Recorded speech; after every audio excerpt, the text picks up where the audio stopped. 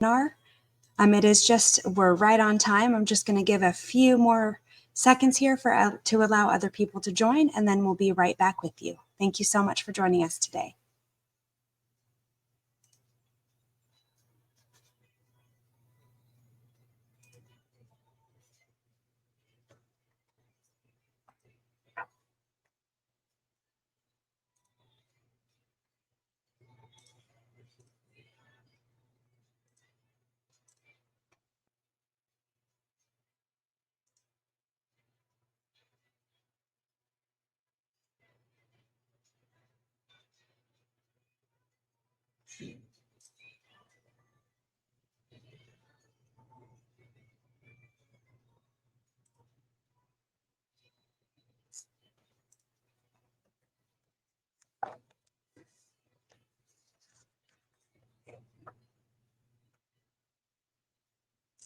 Alrighty, let's go ahead and get started.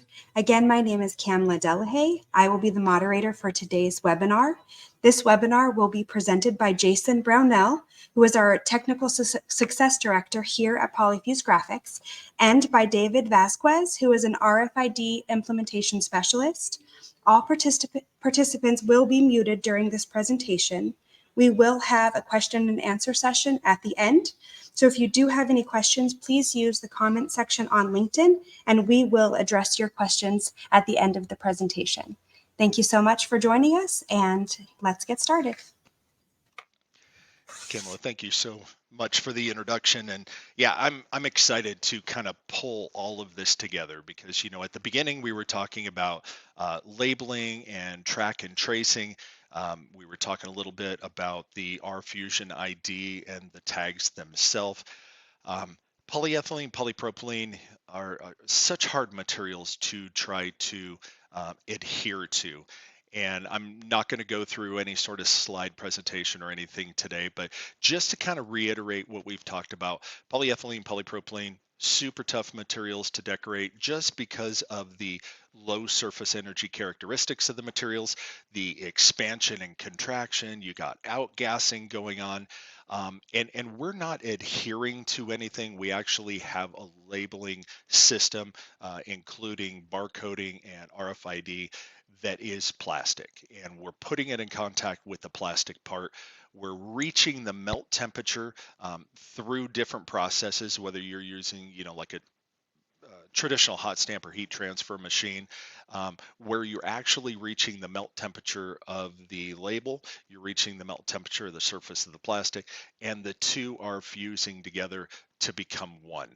So that's what's really unique about the technology. But we started out this series at the beginning of the month with track and tracing in general.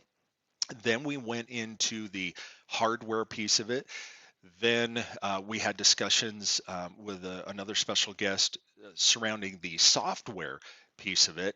And today I am excited to introduce Mr. David Vasquez, who is here to talk about putting all these pieces together and implementation. So thank you so much, sir, for joining us today. Can you tell us a little bit about yourself, you know, some background and what you Yes, what you and bring? first of all, Please. Jason and team, thank you for having me on today so that Yeah. I may contribute to a great webinar series that you guys have already put together.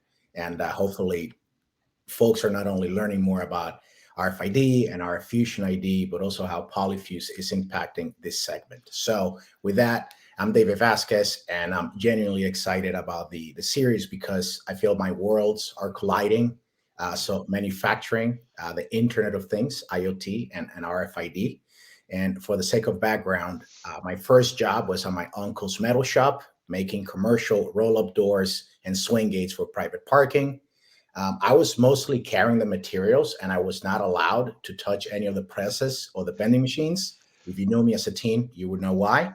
But that is likely why I still have all 10 fingers. And There that you go. was my first manufacturing experience, and I was hooked. Later in life, I spent almost 20 years working for a multinational brand here in the US. I won't mention their name, but they have a red logo in their check mark and they sell you phone service. Um, and over there, during the last few roles, I was focused on growing the Internet of Things, the IoT business via strategic partnerships, and also being the voice of the manufacturing, energy, and utility vertical. So I had the pleasure of conveying the value of what the brand did into a language easily understood by the manufacturing, energy, and utility communities. To some, the Internet of Things is a buzzword and something to throw into your marketing materials, like we did with Industry 4.0 and now generative AI. But for me, IoT is a tool that lets me make better sense of data so that I can take action and optimize my business. So the last piece is so more recently, I spent time as the VP of Strategic Partnerships at a software startup. And their core focus was 100% RFID software that leverages RFID as its main sensor for data capture. So my role there was to also grow the business via strategic partnerships, and these included the RFID tag manufacturer. So, for example, HID and Impinj, these are brands that you folks also work with. Sure. Uh, Also, partnerships with the RFID reader OEM, Okay. the system integrators. These are the folks that would design, install, and implement the system and the infrastructure.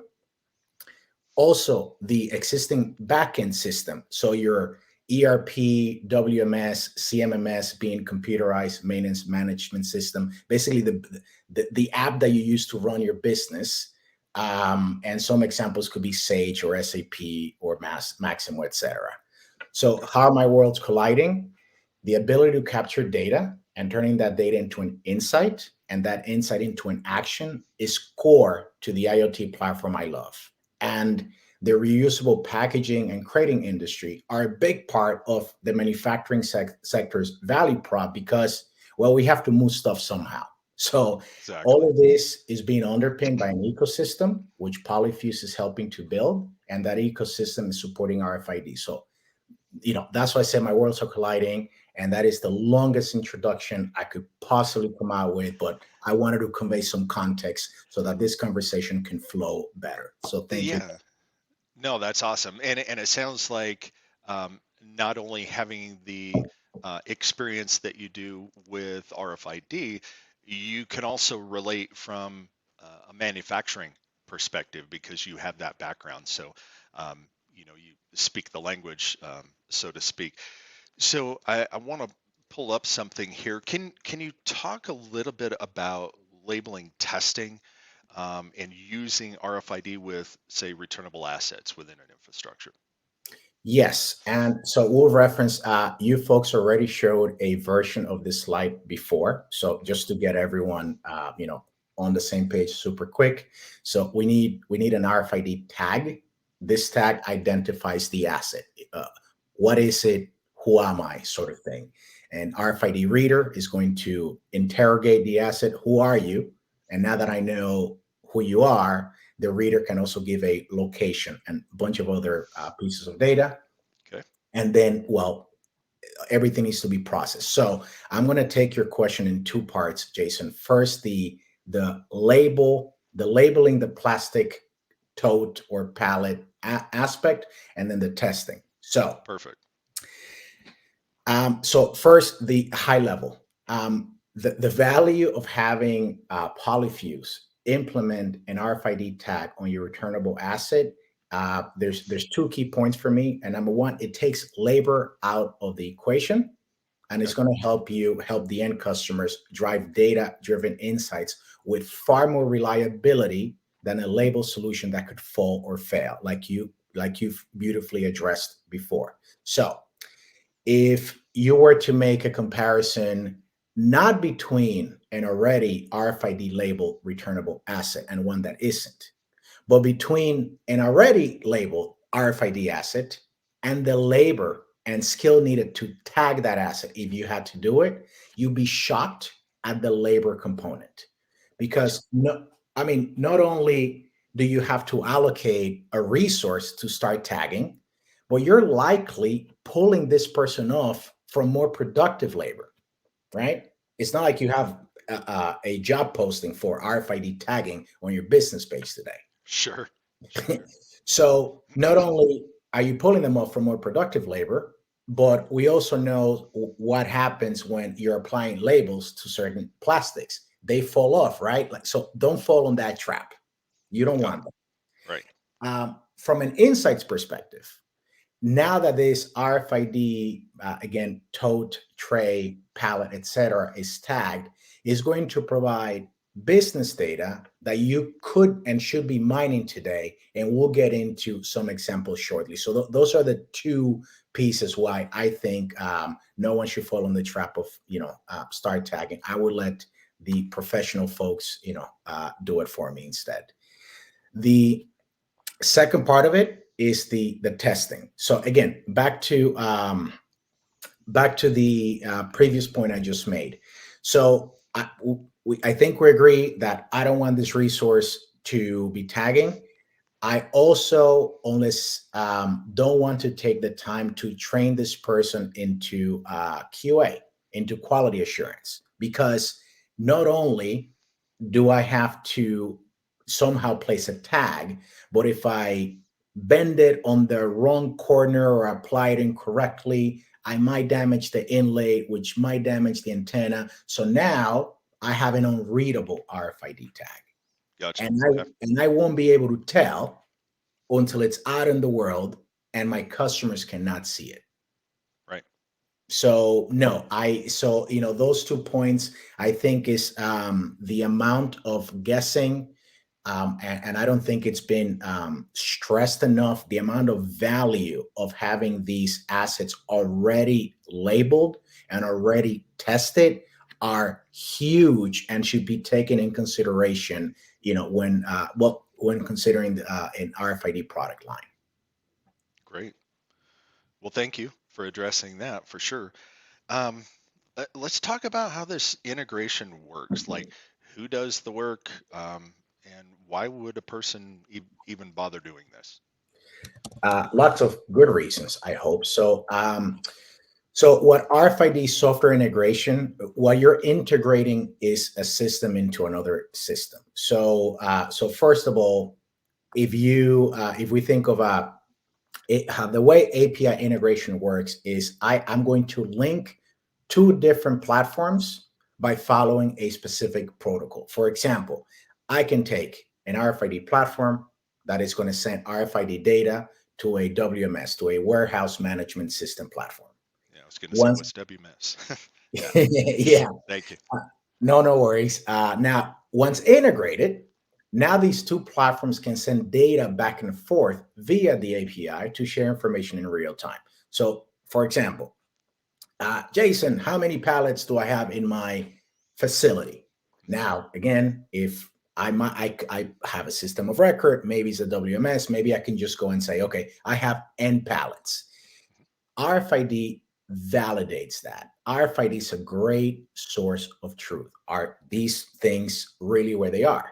Sure. Furthermore, because of the location component, Hmm. um, most modern warehouse management systems and other backend systems, you have what's called zones or locations. So I can say I have N pallets in the facility overall, but I have N pallets in the packaging area versus the shipping area, et cetera, et cetera. Sure. RFID will basically give you this in real time, completely automated, with a high degree of data fidelity. And one of for folks who have invested into any backend system, so including ERPs or MES, any system that helps you run your business, you are adding value by having additional data that system could understand. You're not replacing the system. You're just making better use of data because now you have a higher degree of visibility. So integration is work that I would say in large enterprise, probably 8 out of 10, do software integration to automate it, and it's super super valuable. Awesome. Well, we've talked a lot. you and I both online and offline, about pallets and totes. And you just mentioned, how many pallets do you have, Jason? You had a quote from the Reusable Packaging Association president and CEO, Tim Debus. You want to share what that was? Yes, and I'm going to look to my right because I had it here on the screen. And right before the quote, it talks about how the RPA, the Reusable Package Association, they have cost savings, environmental impact, sales growth, and food safety as their top four things, right? Sure. So the quote from Mr. Debus is, quote, "You see a lot of excitement associated with reverse logistics and transportation, washing and cleaning capabilities, automation, and even technology that's creating visibility into the movement of goods in the supply chain." And I thought that was so relevant because Absolutely. this is what we're talking about. This is what RF Fusion ID is solving. You are able to have that visibility throughout the supply chain, because now it's about infrastructure. When you have I'm going to call it an intelligent, plastic asset, returnable asset, is huge. And and also this is, I say this from a manufacturing side, not so much from a reusable package industry, but this whole traceability and visibility has been the holy grail for many use cases. And the commonality is, if I know more and I know in real time, I can make better decisions that affect my business today. That's what this thing is all about. For sure. Well, speaking of use cases, that was a great segue. So thank you for that. Um, you and I had some discussions on some different use cases. Please share that with the audience. I thought they were very valid and very interesting. Cool. I will do that. Yeah, So to set them up, so again, at this point, we get it. Look, RFID helps you manage and validate these data points because you have better operational visibility. Check. Um, what RFID is giving you is the what. So what is it? What is the asset? hmm Where is it? When did it happen? Because it's time bound. But then we make a jump to software, so analytics. And now here, because again, I've been talking about this since I had hair on my head. Um, if you're able to capture data, you're able to come up with a data strategy to start in something simple as advanced analytics, machine learning, and at some point we do make that full jump automation into artificial intelligence. But at the very beginning, I need the data. So sure, uh, here are some of the examples that we were talking about offline. So first is inventory, or maybe you call it cycle count. We all do it, right? How much stuff do we have? sure, So if you have an asset population of N crates, pallets, totes, etc., and you have a really good idea of your inventory levels, and you have a really good idea until you don't, because you're probably counting manually, and you are not, humans, we're not all synchronized, we make mistakes. Sometimes sure, I enter the wrong number on my backend system. Sometimes I still have a clipboard, so it happens. RFID lets you either automate cycle count by having a read zone in which assets report themselves, or leveraging a handheld. And I'll give you the two examples. If I have, again, you can go into a whole facility or a part of the facility, or let's just say a room, or a location. The the way that you would automate this is, all these plastic reusable assets are basically reporting, I am here and here's my status. And sure. based on location, then there's cool data that you can get out of it. What would be another example of that? If I had this visibility of real-time inventory all day, every day, well, I'm going to have better carrying costs because I'm not going to overbuy, right? hmm I'm going to argue that I can optimize labor because I know what I need moved where, so I can better reuse my people, against the assets. Okay. Um, if I wanted to, depending on the business that the listener is on, do I want to extend this visibility to my end customer? Meaning, maybe I'm a pooling company, I have the smart asset. Do I want to provide my customers and my customer's customer a view into the supply chain in real time? You can Sure. do all these things, right? And another one that's specific to location. So if you repair crates or you have to clean, disinfect, or sterilize reusable containers, um, you probably have to do this in a specific area of your facility. Okay.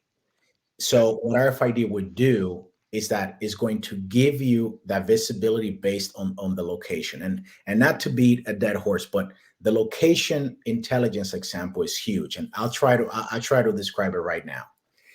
If I have end totes or pallets and they're ready to be cleaned, they likely have to be pre-washed, washed, rinsed, sanitized, and dried. If Sure. these steps happen at more than one location, the idea is that with RFID infrastructure, the business would know what happens when. Hey, we got 100 totes and they are pre-washed. Do Sure. I need to do anything? The 100 totes they moved, they are being washed, they were rinsed. Hey, between rinse and sanitation, we went from 100 to 75. What happened? Oh, wait, the 25 just showed up. Never mind, nothing happened. Okay, great. Now we've been doing this for a couple of months. And Jason tells me, David, been watching this data for a couple of months. It takes us X minutes for each 100 totes. We have all the data here. Today, it took 30% more. What happened? I have a question. The data's off. I got an alert anomaly. Oh, Sure. man. David didn't show up today. I'm short a gal. I'm short a guy. We run out of, material. These these are the examples that you don't start out with this, but you get to ask that question when you're capturing data. And that's a huge example of that's inventory cycle count specific for any population of these trackable assets. Gotcha. And then you had a couple other Yes. examples as well, and Yeah. Sorry. those were very interesting. I needed a sip of the good coffee juice there. No Uh, worries. the other one is SMT in automotive, so surface mounting technologies. These are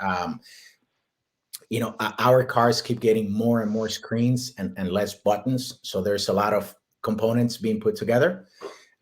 It is very typical for a automobile electronic OEM to use plastic totes, trays. Sometimes we call it traveler because, well, they travel in little carts around the facility. So one of the value that again I think we would see very soon with RFID is that if I now have this RFID tote, the operator is already following a work order that tells him or her, hey, go grab this thing, is there, you need X many, and go put them together. So now with RFID on the tote, not only would the OEM be able to track the progress of the order, right, back to status, For but sure. also identify bottlenecks. Because again, I have a really good idea of how long things are taking, and today is taking longer. That same scenario, when integrated, which we talked about integration a bit ago, if I have it integrated with my inventory system of record, I don't know, SAP manufacturing or HANA or whatever, Sure. um, now the I might stop the operator from beginning a job if I know that I don't have the inventory because I have full visibility on everything else, Right. right? So same thing with the bottleneck. So the enablement of traceability, work in progress, however you want to call it, is huge in industries like SMT because they've been using these totes for decades now. And that's not about to change, with the exception that more intelligence is on the way with RF Absolutely. Fusion ID. Absolutely. We had another one. So pooling companies. I mean, these are the folks that they thrive on the ability to have the right inventory in the right condition at the right time at the right place, and they Can you need to. can you Oh, I'm kind of sorry. explain what pooling companies are, just for people that don't know? Yes, you will do a way better job than I can. But here's my stab: a pooling company is a company that they have these returnable assets, so crates, tanks, containers, totes, and they act as a distribution center, as a central holding center for customers that may need these assets. If you're in IT, this is a managed service for totes. That's my explanation, Jason. No, that's perfect. So continue. Sorry to interrupt there.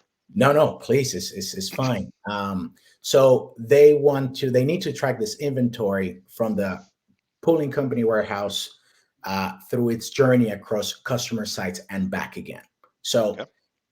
RFID again provides the breadcrumb trail that's needed to validate some of the data points that are needed to really benefit the supply chain, because some of the end customers want, yes, they want visibility, but it needs to be backed by actionable data so that they can drive a quantifiable efficiency. What are some of these examples? So once again, the two big ones are, uh, I need no stock outs. When I have an order that I need to move product and I need 1,000 plastic pallets yesterday, I need to know that I'm going to get these pallets yesterday. That's one that's huge. And number two, there are many customer requirements where part of the service that part of the value that they see from the pooling companies is that they want the same assets returned to them. Like, hey, Yep. these are my trays. I want my trays. I don't want anyone else's trays. And there's all sorts of good reasons why that happens. RFID can help you instantly validate against a system of record. And as soon as these codes or pallets come in through the dock doors, intelligence is there because it's either, hey, these are Jason's trays. This is exactly what you wanted. They're all here. Here are the serial numbers, and they're ready to go. Versus, well, there's 100 here that have never been in this facility. They are not Jason's. They should not be here. And Sure. now with RFID, right? I don't have to go through 1,000 pallets to find the 100 that I need, because I mean, pallets are big, but it'll be looking like a needle in a haystack. Sure. Sure. With Sure. RFID, I can get within inches. I can select, I'm looking for these 25. Where are they? Let me move them out of the way and figure it out. It's really, really, really powerful. Yep. No, that's awesome. Thank you. Um, let's talk a little bit about kind of the path to AI. You have this slide here. Yeah, I wanted to, towards the end, I wanted to be a bit provocative, because there is no advanced analytics, machine learning, artificial intelligence, generative AI conversation without data, right? Sure. Absolutely. Especially when we get to artificial intelligence, where even the solution, everything is going to be automated. So I think the what I wanted to posit here is that these pallets, these totes, these crates, these tanks, these containers that are core to to this industry Mhm. have a huge opportunity to use them as generators of data that could be mined and data that can be used to optimize business outcomes. And the examples that I put here is that if I can see today, anyone who's in the pallet business is doing product lifecycle management, especially when do I have to take it out of circulation because it's damaged. We're doing that already. So how more could it be enhanced if I had a total breadcrumb through the life cycle? What can I optimize? If I can detect, most of my pallets get damaged when they come from that place or this weather, or I'm able to mine it because I have what, where, and when, and I can ask the why. That's huge. Mhm. Um, the With the plastic totes, again, the assembly visibility that I gave with OEM, with automotive OEM, is huge. we all do materials and costing. So when I have an asset that, degrades with time and I can better understand why it's degrading, the way I cost that against the business is huge. So I think we will see this continue to grow, so that we're able to use this data into a larger artificial intelligence strategy, and it's all going to be underpinned by RFID. That's my prediction for There you 2025. It's on the internet now. there you go. And let's see, do you want me to go ahead and kind of jump to this slide and maybe some of the Y- talking points with this? Yeah, these are the outcomes. Better traceability, and that means different things. If I'm in pharma, is very different than SMT of what traceability means to me.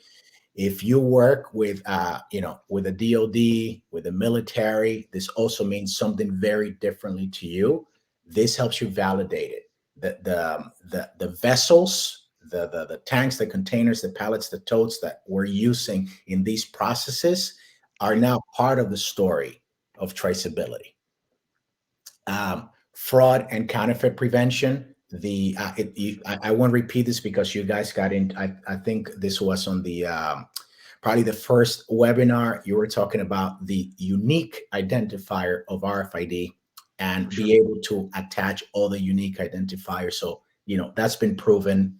Uh, Better inventory management and costing management. We gave examples. Um, Depending your school of management, you cannot optimize what you cannot manage, and you cannot manage what you cannot see, right? So back to, this is part of those outcomes. Absolutely. I also put better employee retention, and maybe this should have been the first point to tie it to AI. As an industry, we continue to struggle to attract talent. And for the past 20 years, talent has been retiring. It's just that now they're doing it earlier than they did before. So we do Sure. have a labor issue. And companies that are utilizing technology, that are looking to have an AI strategy, are going to attract more talent, because these folks are going to think, you know what? Yes, it's, I'm gonna, of course, I have to do, manual labor. I'm not going to, but I'm not gonna be replaced by a robot. So that's good. But this company is thinking about these things, Absolutely. and it's going to make companies more attractive.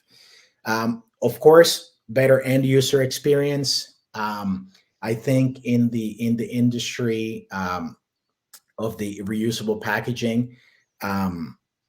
There's the ability to have again, with our Fusion ID, to have this visibility at the asset level will do nothing but deliver a better end user experience, because we have more data. And if we can do all this, then that means we have better business. And if we have better business, we'll be more profitable and happy, and folks can do better things. So that's that's the end of this, part of the conversation. I think hopefully this is going to generate a lot of questions and discussions. I'm just super happy to be able to take part of this, and you guys are doing it right by giving me a data source. So thank you to Polyfuse for putting this line of product together. Yeah, absolutely. Want to go ahead and bring Miss Kamala back.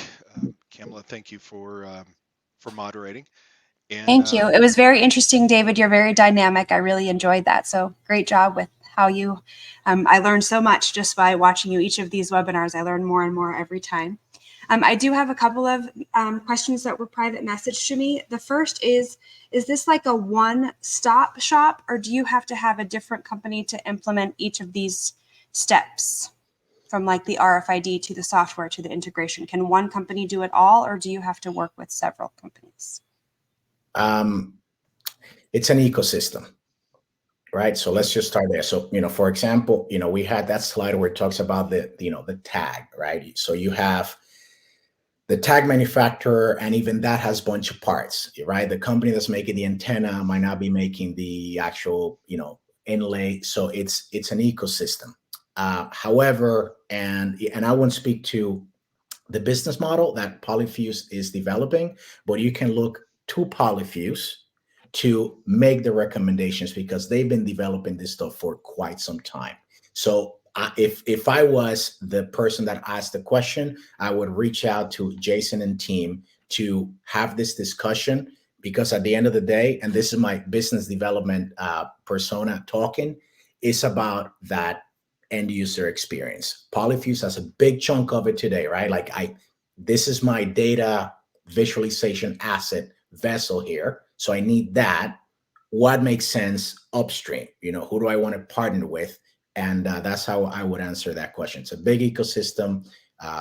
It's a big ocean, but you're in good hands with Polyfuse. Well, thank you for that. And I would add to that, I love the ecosystem part of it. I've talked about this before, but I'll just bring it up again. Um, I'm very thankful for a lunch that I had several years ago where we were sitting down and talking about polymer fusion, how it becomes part of the plastic, and the fact that we were going to bring a polymer fusion RFID to the marketplace. And this person that I was having lunch with said to me, that's great. A lot of people want RFID, but they don't know how to pull it all together. And so, I took that and went, you know what? We need to partner with some people that can support us on the scanner and reader side of things, the software piece of the puzzle, people that can integrate and put all of this together to work with somebody's ERP system. So, no, that was a great piece of advice. So you're right, it is an ecosystem. And you know what, Jason? If I'm a listener and I've already deployed RFID in my facility, Mhm.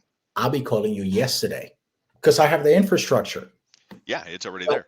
it's there. So how do I leverage our Fusion ID to now drive more value out of that infrastructure that I've already paid for? That's what you should be. That's what should be calling you yesterday. So hopefully your phone will be very busy. There you go. Thank you. I did have another question. How expensive is it to implement track and trace? Um, how do we do back of the paper napkin stuff? So first of all, what's the business problem?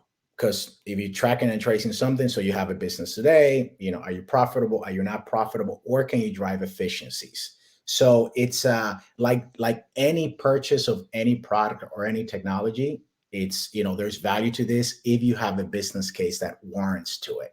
That supports Um, it. Yeah. yeah, that's where it is.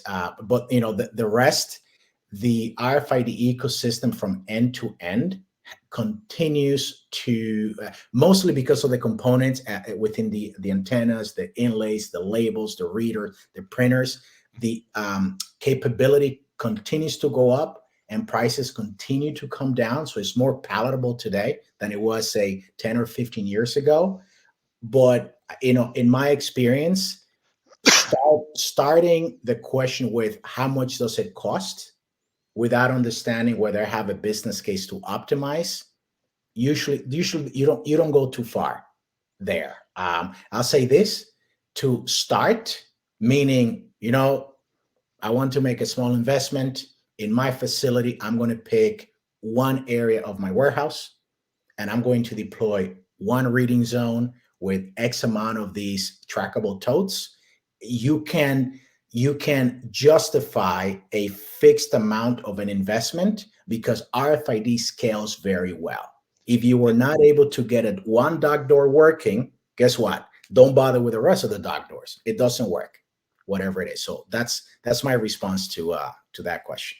Yeah, I was going to ask that. So it does sound like it can be very scalable and you can launch this at one level and then once it's working for you and it's solving problems, you can then scale that up throughout the organization. 100%. No, that's awesome. Thank you. Another question is, can this be done in the cloud? Yes, and I'll speak specifically to two components. So the business backend systems, most of the modern ones, again, SAP, IBM, Oracle, Shopify, most of these have a version that are either cloud-based, single cloud, multi-cloud, some offer it on-prem. The same is true with your RFID visualization layer, like whatever software you pick to give you the intelligence. Most of them are cloud-based, and some, not all, could be run on-prem. That's awesome. Thank you. That's the end of the questions I have so far. I'm not seeing any more coming through the chat at this time. Yeah, no, thank you.